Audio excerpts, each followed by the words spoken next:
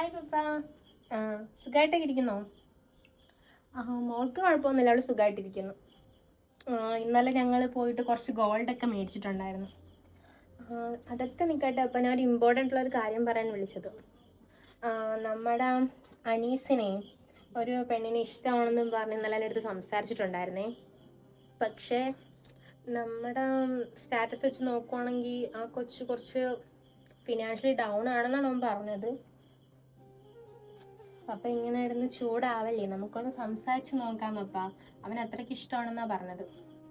അറിയാം പപ്പ, നമ്മളെ family status ഒക്കെ വെച്ചപ്പോൾ ഇത് കുറച്ച് ഡൗൺ ആണ്. പക്ഷെ നമുക്ക് നോക്കാം. അപ്പാടെ ഈ ഡിമാൻഡ്സ് ഒക്കെ ഞാൻ പറയാം അവൻ്റെ അടുത്ത്. നമുക്കിതൊക്കെ ഓക്കെ ആണെങ്കിൽ മാത്രം നടത്താം. എനിക്കും താല്പര്യമൊന്നുമില്ല. എങ്ങനെ പപ്പ ഇത്ര ഡൗൺ ആയിട്ടിരിക്കുന്ന ഒരു ഫാമിലി, നമുക്കൊരു ബന്ധം, അതും നമ്മൾ അനീസിന്.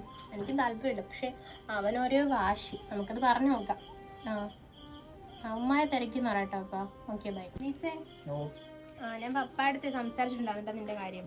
പപ്പാക്ക് ഒട്ടും താല്പര്യമൊന്നുമില്ല ഈ കാര്യത്തിൽ. പിന്നെ പപ്പ കുറച്ച് കണ്ടീഷൻസ് ഒക്കെ പറഞ്ഞിട്ടുണ്ട്. അത് ഓക്കെ ആണെങ്കിൽ നോക്കാന്ന് പറഞ്ഞു. നിനക്കറിയാലോ നമ്മളെ ഫാമിലി സ്റ്റാറ്റസ്. പപ്പ പറയുന്നത് ഒരു 100 പവനെങ്കിലും കൊടുക്കണമെന്നാണ് പറഞ്ഞത്. പിന്നെ കല്യാണം നല്ല ആഡംബരമായിട്ട് നടത്തണം, ഒരു കാറും കൊടുക്കണം. കുറഞ്ഞത് ഒരു 80 പവനെങ്കിലും കൊടുക്കുവാണെങ്കിൽ കുഴപ്പമില്ലായിരിക്കും. നീ എന്തായാലും സംസാരിച്ചു നോക്കുക. ഇല്ലെങ്കിൽ നീ ഇതങ്ങ് വിട്. ഈ കല്യാണം നടക്കുന്നുണ്ട്, നമ്മളെ ബുദ്ധിമുട്ട് നീ ആലോചിച്ചിട്ടുണ്ടോ? നാട്ടുകാരൊക്കെ എന്തൊക്കെ പറയും, പ്രത്യേകിച്ച് വീട്ടുകാർ. എന്നാലും സമ്മതിക്കുന്നില്ലേ? ഇനി അത് നോക്ക്. ഇല്ലെങ്കിൽ നീ ഇതങ്ങ് വിട്ടുകളാം.